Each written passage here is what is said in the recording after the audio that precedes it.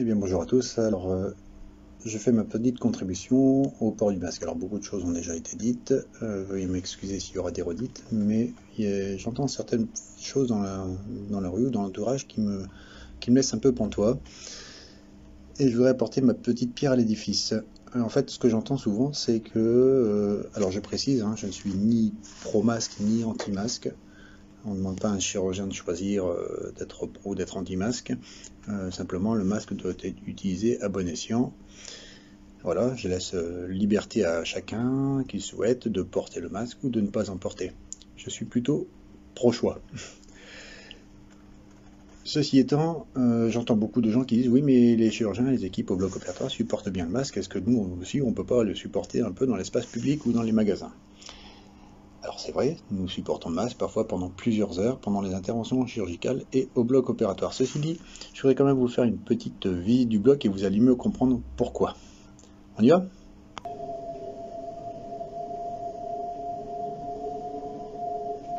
Au passage, vous voyez cette petite affiche qui montre bien que si vous êtes malade, portez un masque chirurgical jetable. Si vous êtes malade. Ça va ? Jusqu'à présent, c'est facile à suivre ? On continue. Au vestiaire, on se change complètement. Tenue de bloc, sabots, calot. Alors normalement il y a des masques, mais là on les met en protection sous clé parce que sinon on se les fait voler. Merci la panique. Sérum hydroalcoolique avant de prendre le masque.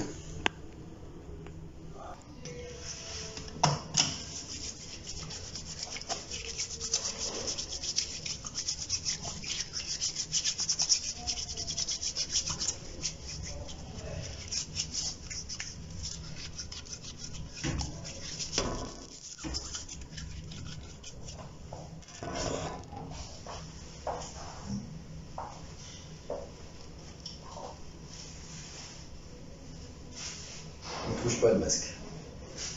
On touche les lanières.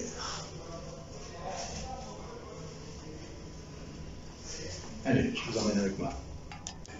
Je vous emmène donc dans une salle d'opération. Bon, par respect pour vous, je vais rebaisser ce masque, qui ne me sert à rien, même pour vous protéger, puisque vous n'êtes pas directement devant moi.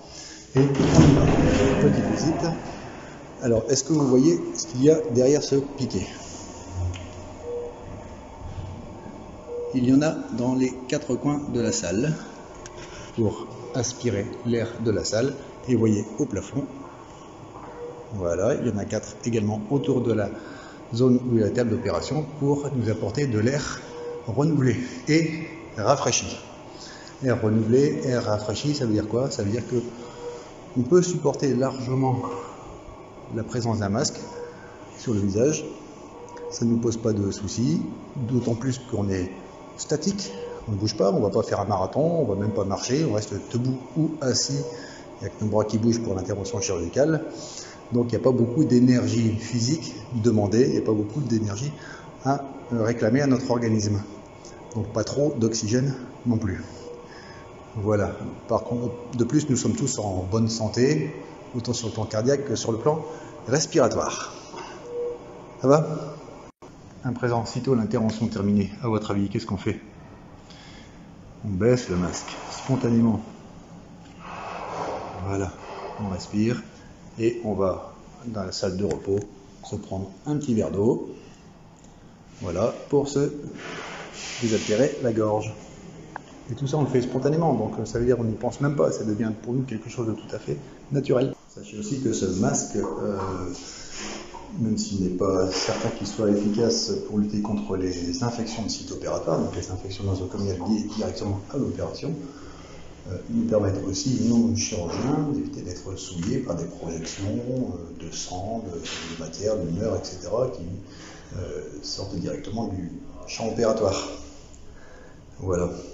En aucun cas, ça n'a jamais permis d'empêcher une diffusion bactérienne ou virale.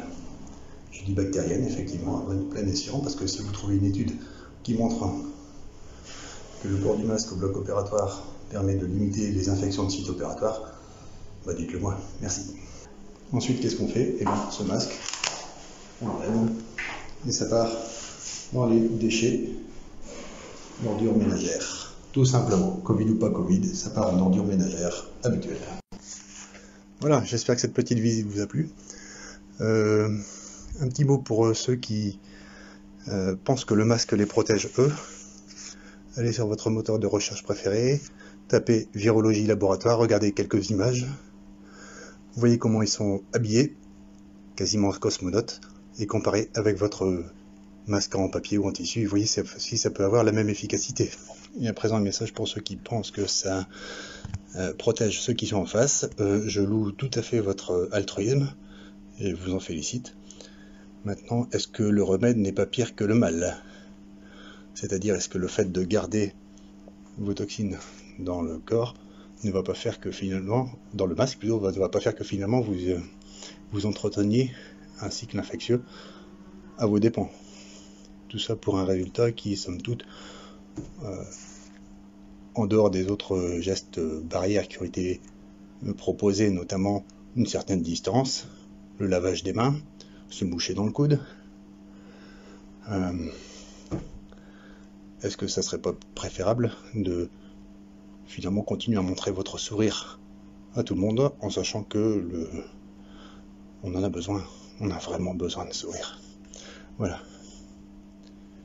Bisous à tous, portez-vous bien.